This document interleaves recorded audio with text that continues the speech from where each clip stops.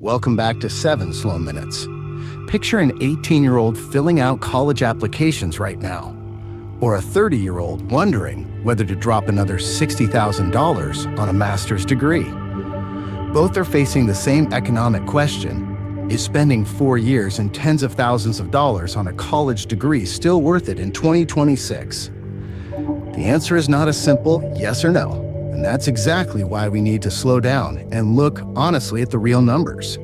Disclaimer: 7 Slow Minutes is an educational podcast sharing economic knowledge.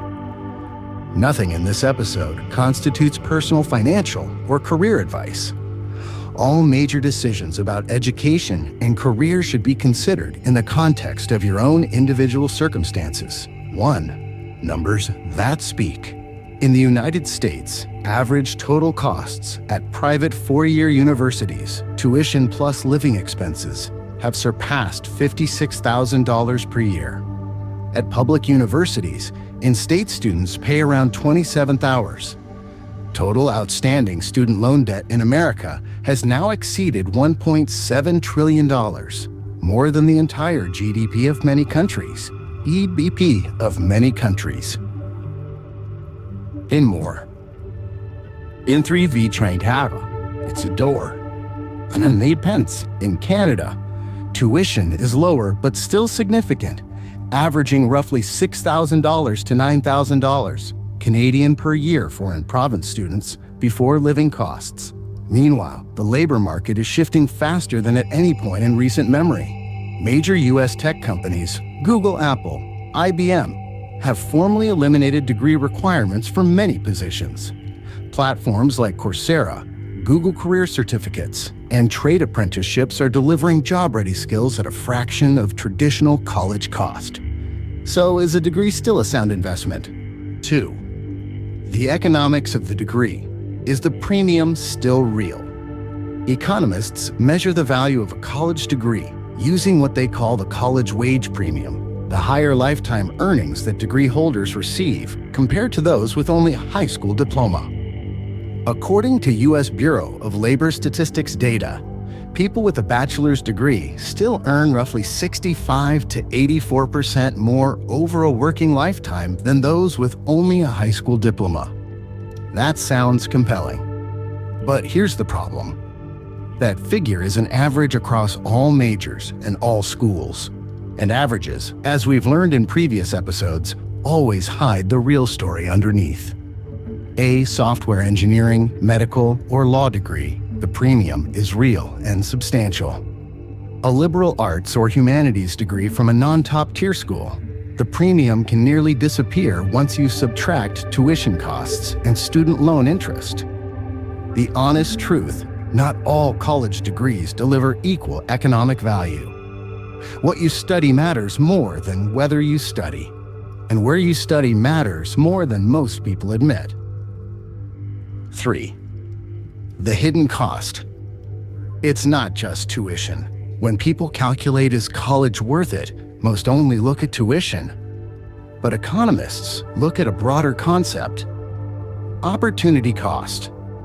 4 years of college doesn't just cost tuition money. It also costs 4 years of income you could have earned if you'd entered the workforce immediately. Someone who starts working at 18 with a modest $40,000 salary and invests consistently from day one can, through compound interest over 40 years, accumulate meaningful wealth, potentially rivaling someone who started at 22 with a higher salary but began life in the red from student debt. This isn't an argument against college. It's an argument for calculating honestly before deciding and not treating college as an automatic, unexamined default. 4. But a degree isn't only economics. I want to be honest with you here, because 7 Slow Minutes is not a channel that only optimizes numbers. University delivers things that cannot be measured in a salary. Networks, critical thinking, exposure to diverse perspectives. And for many fields, medicine, law, engineering, sciences, a degree is not a choice but a hard requirement. The question is not go to college or not. The question is, what to study, where, and at what cost, so that the degree becomes a genuine lever for your life, not an anchor that pulls you down through years of unpayable debt. 5. The world is changing, and the 2026 answer. In 2026, the answer is becoming clearer. The value of a college degree is diverging sharply. For certain fields and certain schools, it remains one of the best investments you can make. For other fields at other institutions, it may be an unjustifiable debt. And this divergence is accelerating, not slowing. What has genuinely changed is that a college degree is no longer the automatic ticket to the middle class that it was for your parents' generation. Recognizing that, not to be cynical, but to make smarter decisions, is exactly what accessible economics can offer you. For further reading, The Case Against Education, Bryan Caplan. Range, Why Generalists Triumph in a Specialized World, David Epstein. The Algebra of Wealth, Scott Galloway. Excellent Sheep, William Deresiewicz. Thank you for slowing down with us today.